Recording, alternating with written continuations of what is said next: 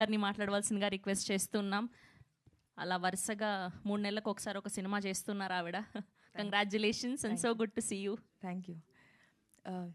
నమస్కారం అండి మీడియా అందరికీ. Thank you for coming.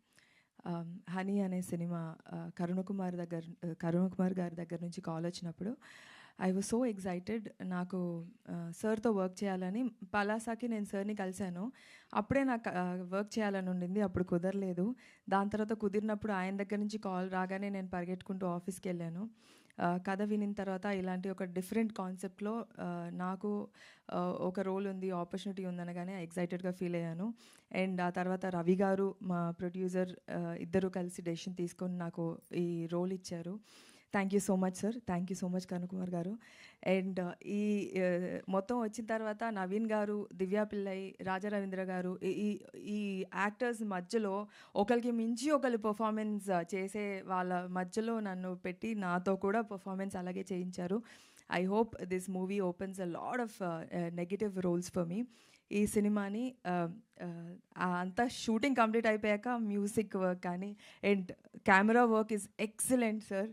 Music work is amazing. అది ట్రైలర్ చూస్తేనే మీకు తెలుస్తుంది. ఫుల్ సినిమా చూశానండి. చాలా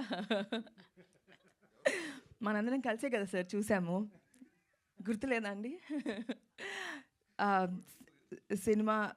సినిమా చూసామండి. చాలా disturbing concept.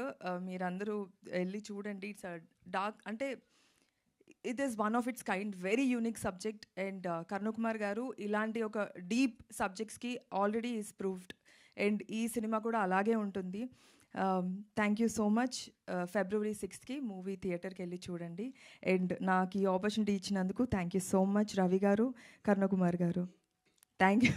And Naveen also. Naveen has always been my inspiration, my very good friend. అంతే. థ్యాంక్ యూ అండి. థ్యాంక్ యూ దివి గారు. Thank you so much. Yes, and ఇప్పుడు మా వర్సటైల్ యాక్ట్రెస్ దివ్యా